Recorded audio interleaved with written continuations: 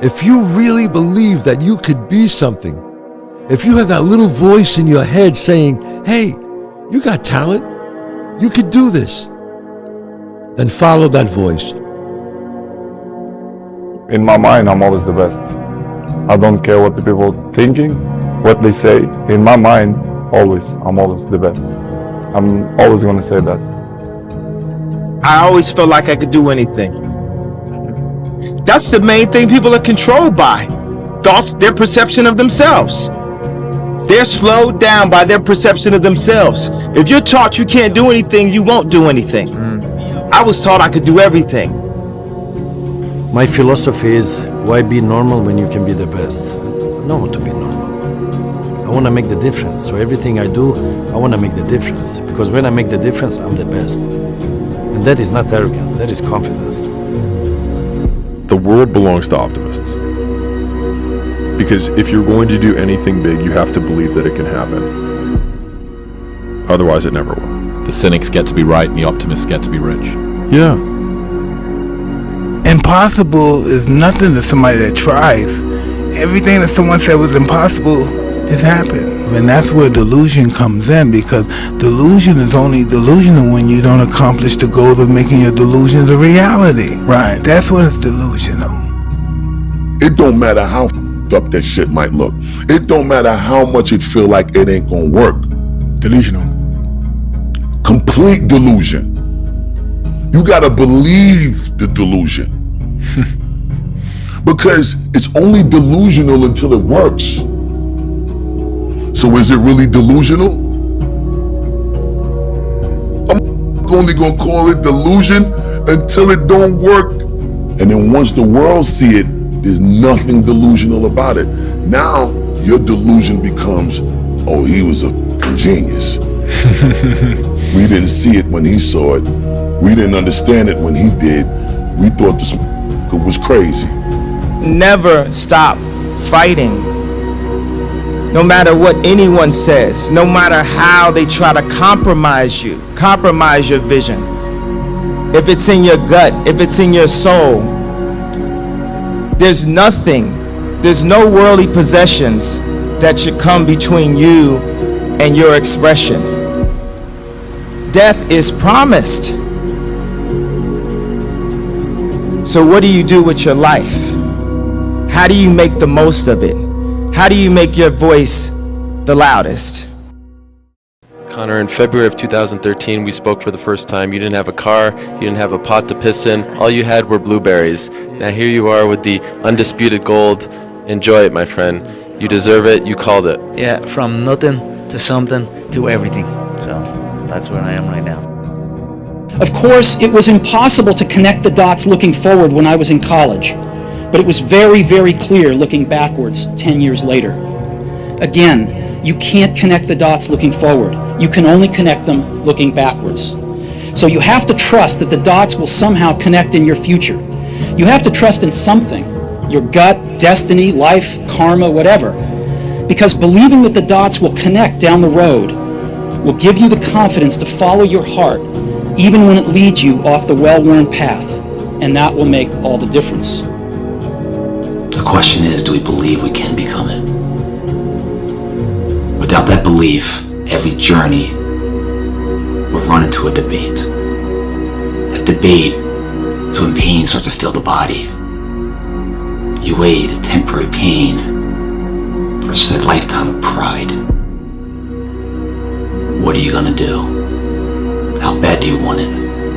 There's two options: to continue forward, pushing upward. And if you do, that dream is given birth, and forever you will live in the reality of it. If you stop, quit, throw in the towel, I promise you there's no distance you can travel far enough to ever find that dream again. For it is dead. And in its death, it's replaced by regret. The ball's in your court. No more around. You want your life to be better? I can't help you. Lee can't help you. Joe Rogan can't help you. Ari can't help you. God can't help you. Only you can help you. Grab your balls, get a notebook, and write down what the you're gonna do this year. And this is it. You're not gonna have these problems. The drugs, the cigarettes, that dumb bitch. It all starts today, all right? No more fucking excuses. This is the year of the fucking soldier. We're going in like Marines. You understand me? I'd say one of the strongest mental frames that has gotten me through my hardest times is thinking this will be the story that I will one day tell. And that means the harder it is, the bigger the dragon, the more epic the story, and by consequence, the more epic the hero. You have to believe in yourself. You have to believe that it's possible because you can create your reality. The perception that you have of the world, if you think there's only scarcity, there's no opportunity, that's how you are going to interact with reality. If you think that there's abundance, if you think that there's opportunity, then these things will manifest themselves to you. So you have to believe that you can, right? And the way that you believe, and the way that you can get to that state, because a lot of people are like, I have a lot of doubt. So do I. I have it all the time. Even if at these levels, right? You're doing 7-figure months. Dude, there's people doing 8-figure months. That's hard to fathom. That's hard to imagine. Yeah. But it's still possible. Yeah, of course. Is it difficult? Absolutely. But it's a mindset shift. So it's a mindset shift, one of, hey, it's possible. Two, it's an abundance mindset. You can either have a delusion of scarcity, which most people are like, hey, it's not possible, or this is not a reality. And I get it. Our lives are so far fetched. We're sitting in a suite in Dubai right now. Yeah. How old are you? 26. Okay, I'm 26, we're 28. This isn't normal. So like, I get it. Like, I get it. The people that are listening and watching, and they're like, bro, is this actually real? It's funny though, because to us it's normal. Because we've lived this for a while. Because it's become the reality that we've created. Yeah. Because it's the mindset that we've been able to determine, achieve, and establish. Yeah. However, for the average person, they may not see it. And I get it, because you have to have a delusional mindset. Yeah. You have to be so far out there to believe that it's possible. 400 trillion to 1. When you understand that math, how can't you live your life?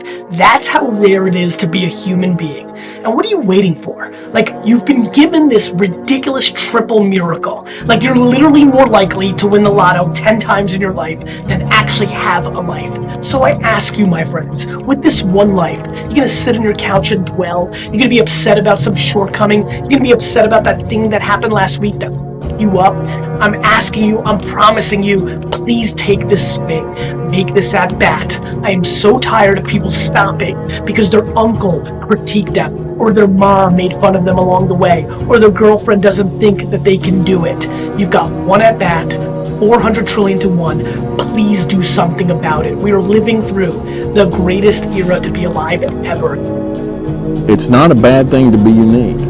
It's not a bad thing to be different. It's not a bad thing to be comfortable with yourself, regardless of what everybody else around you is doing. When you were born, you are a phenomenon. You are unique.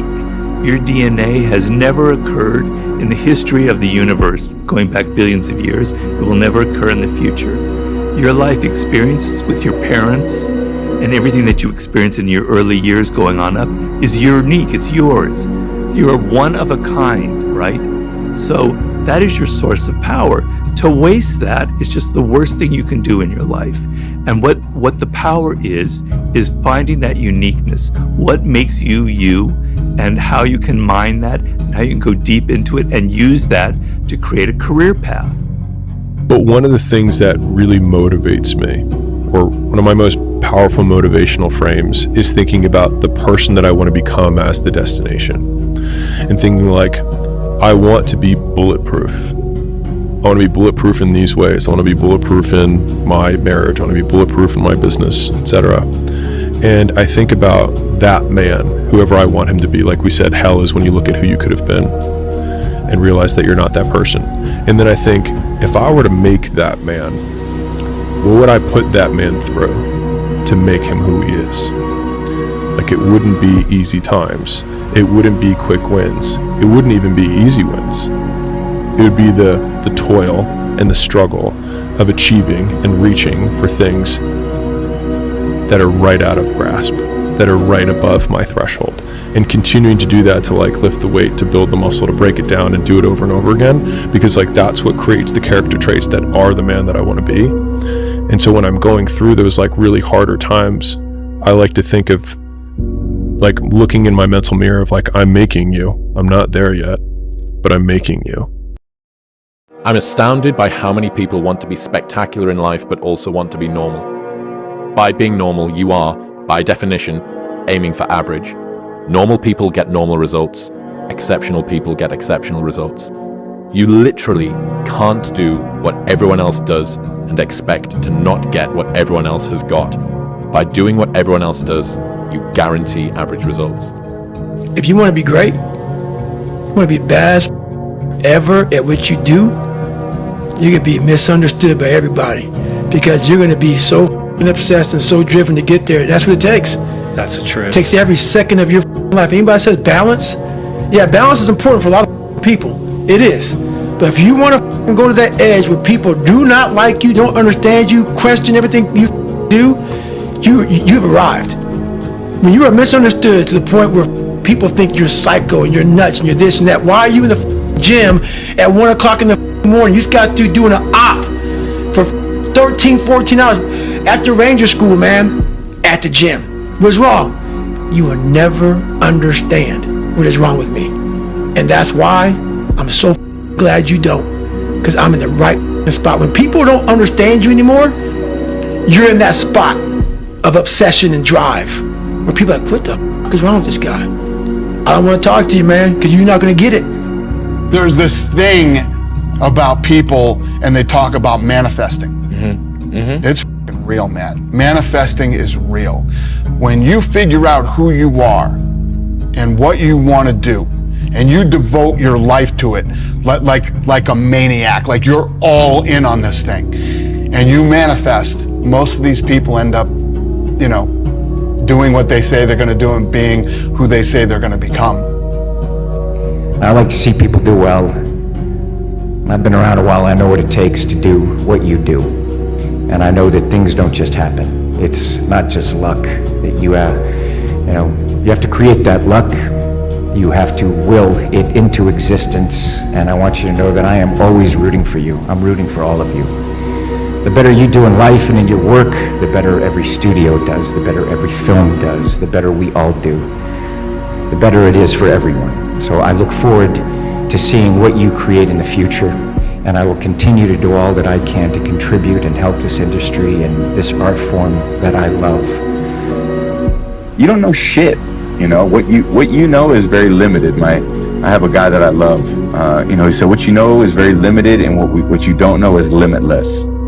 So man, go in there and listen. Go in there and try to learn. Go in there and try to open your ears up and say, what can I take from this and apply to my life so that I can be a little bit better every day for myself and my family and the people that I'm closest with. Why I think I fight. Do I enjoy it? No. Do I enjoy training? No. Do I enjoy cutting weight? No.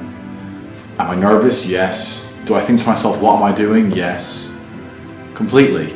Unfortunately, it's one of those things you're either born with or you're not.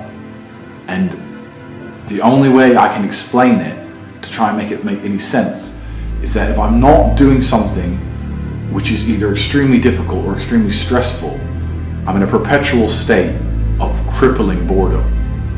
I can't explain it. I see other people live their lives and they're like, oh, I can't wait for the weekend because I want to watch this movie.